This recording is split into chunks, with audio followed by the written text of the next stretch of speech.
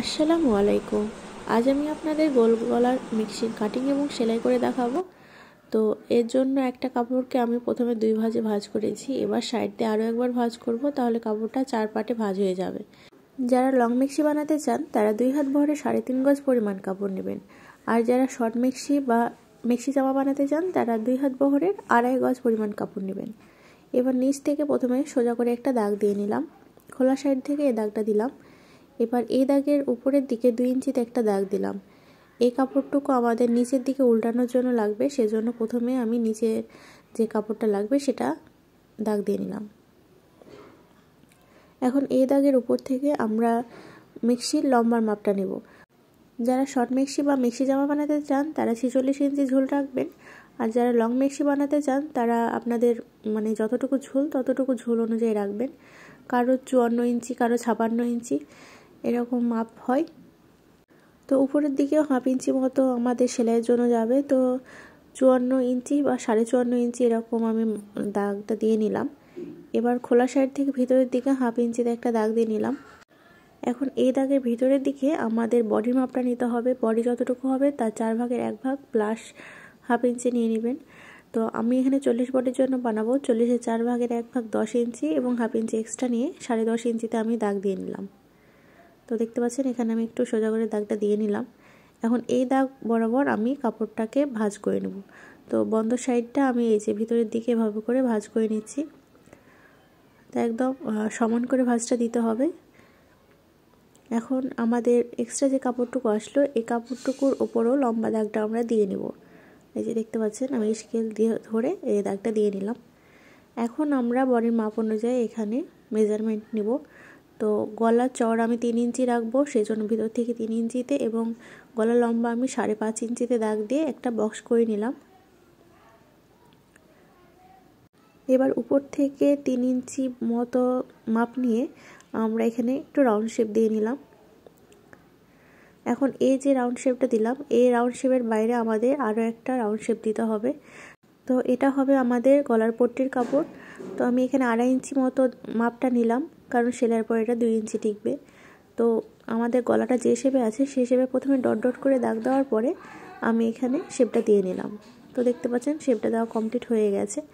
এখন আমাদের ভিতরের গলা থেকে পুটের মাপ নিতে হবে। পুটের মাপ আমরা মিক্সির জন্য 4 ইঞ্চি রাখবো। জামার জন্য আমরা 3 ইঞ্চি রাখলেও মিক্সির জন্য আমাদের 4 ইঞ্চি রাখতে হবে। এবার উপর থেকে হাফ ইঞ্চিতে ডাউনের জন্য একটা দাগ দিলাম এবং এই দাগের নিচ থেকে বগলের লম্বার জন্য 7 ইঞ্চিতে একটা দাগ দিয়ে বক্স করে নিলাম। এবার উপর থেকে 4 ইঞ্চি নিচে একটা দাগ দিয়ে আমরা একটু রাউন্ড শেপ দিয়ে বগলের শেপটা দিয়ে নিলাম। এখন আমাদের ঘাড়ের ডাউনটা এই যেভাবে করে ঘাড় থেকে হাফ ইঞ্চিতে মিলিয়ে দিতে হবে। এবার আমরা কাপড়টা কাটিং করব। তো আপনারা একটু লক্ষ্য করুন, প্রথমে উপরের দাগ অনুযায়ী কাপড়টা কাটিং করে নিলাম। এবার আমরা গলা কাটিং করব। তো প্রথমে ভিতরের গলা কাটিং করব। এবার বাইরের যে দাগটা দিয়েছি সেই দাগ অনুযায়ী কাপড়টা কাটিং করব।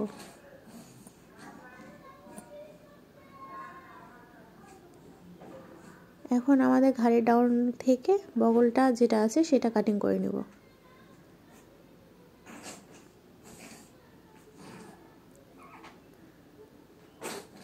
তো কাটিং করা হয়ে গেলে আমাদের এই যে ভাঁজের যে কাপড়টা আছে এই কাপড়টাকে সোজা করে নিতে হবে।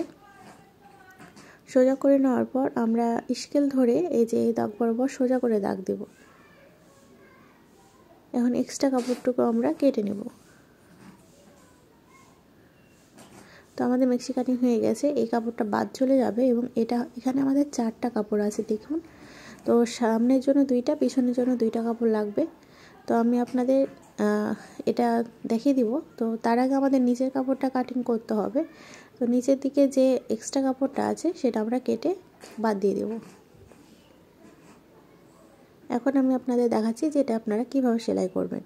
তো এখানে 2টা কাপড় আছে, সামনের একটা পিছনের একটা সরিয়ে রাখছি, একটা রেডি করে দেখাবো। একইভাবে আপনারা অন্যটাও রেডি করে নেবেন। এবার গলার পট্টি 2টা কাপড় নিতে হবে।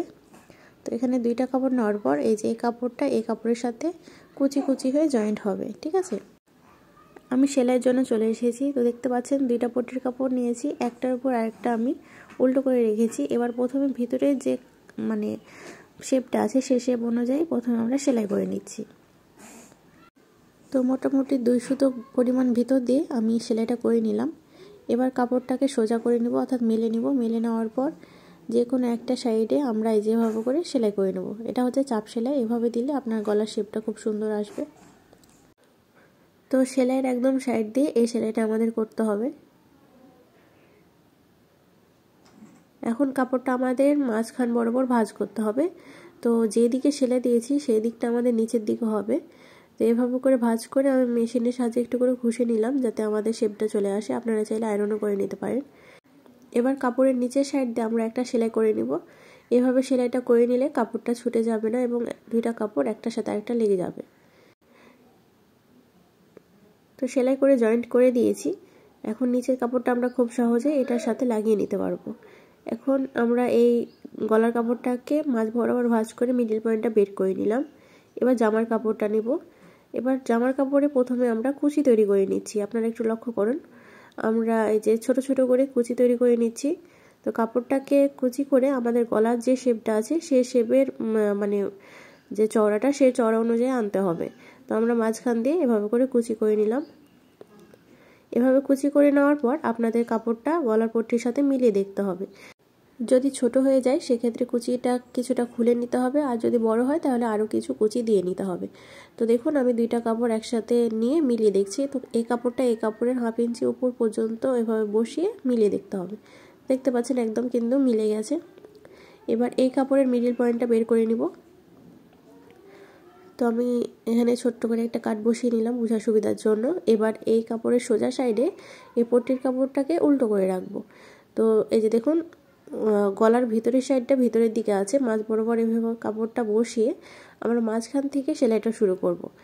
এই যে এখন দেখুন গলার পট্টির কাপড়টা একটু একটু করে ঘোরাবো এবং গলাটা যে শেপে আছে সেই শেপে মিলিয়ে আমরা সেলাইটা করে নিচ্ছি। তো এভাবে আস্তে আস্তে করে আপনাদের ধরে ধরে সেলাইটা করে মিলিয়ে দিতে হবে। মাঝখান থেকে সেলাইটা করলে আপনাদের মিলাতে সুবিধা হবে, আর সাইড থেকে সেলাই করলে কম বেশি হয়ে যেতে পারে। তো চেষ্টা করবেন মাঝখান থেকে সেলাইটা করার। একটা সাইড সেলাই হয়ে গেলে এবার এই সাইডটাও সেলাই করব। তো আবারও মাঝখান থেকে সেলাইটা শুরু করছি এবং এই যে কাপড়টা দেখুন গলার পট্টির সাথে মিলিয়ে একদম ঘাড় পর্যন্ত সেলাই করে মিলিয়ে দেব।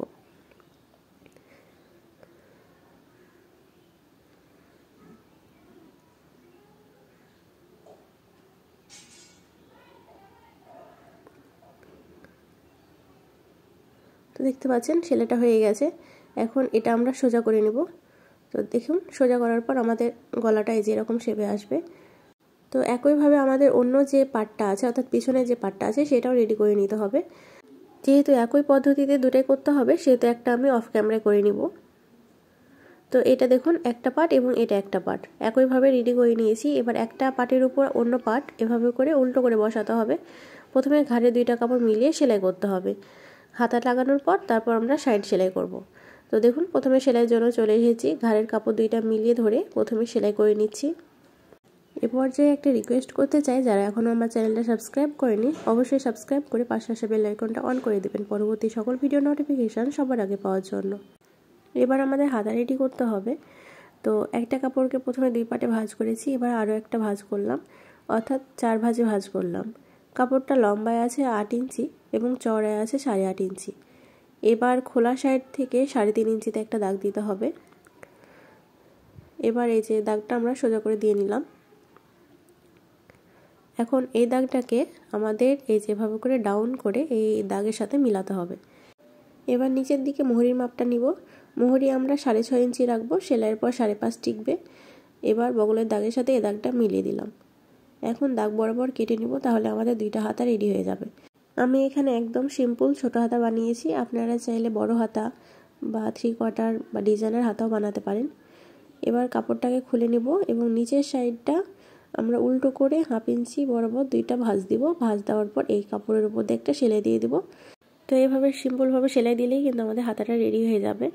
আমি এখানে একদমই সিম্পল হাতা বানালাম।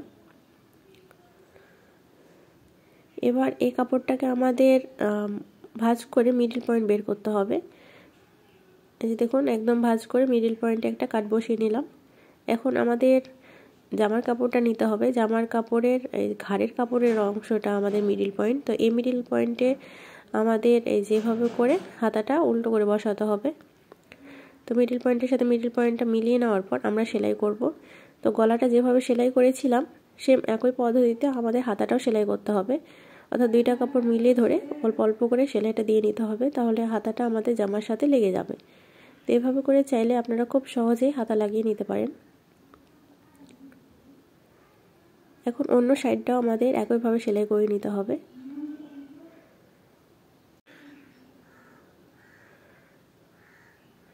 তো একইভাবে আমরা দুইটা হাতা লাগিয়ে নিব।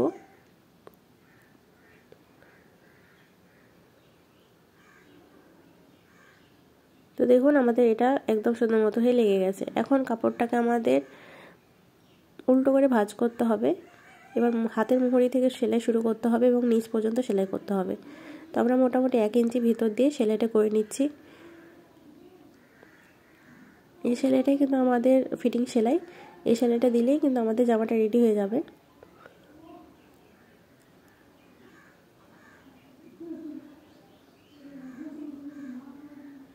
এবার নিচের সাইডটা আমাদের উল্টাতে হবে। তো আমি এই যে প্রথমে 1/2 ইঞ্চি উল্টালাম, তারপর 1 ইঞ্চি উল্টিয়ে এবার এটার উপর দিয়ে সেলাই করব। ঠিক আছে, আপনারা যদি চিকন করে সেলাই করতে চান তো সেটাও করতে পারেন। তো আমি 1 ইঞ্চি চওড়া করে সেলাই করলাম যাতে নিচটা ভারী হয়ে থাকে এবং পরতে ভালো লাগে। তো এখন পুরোটা ঘুরিয়ে আমি সেলাই করে নেব। আমি অন্য সাইডটা অফ ক্যামেরায় করে নিয়েছিলাম, আপনারা অবশ্যই অন্য সাইডটা একইভাবে সেলাই করে নেবেন।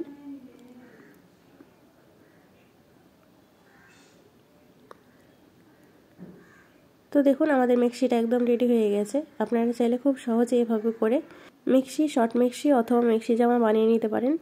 তো আশা করি ভিডিওটি আপনাদের কাছে ভালো লেগেছে। ভালো লাগলে ভিডিওতে লাইক দিয়ে আমার চ্যানেলের সাথেই থাকবেন। আজকের মতো এই পর্যন্তই। আসসালামু আলাইকুম।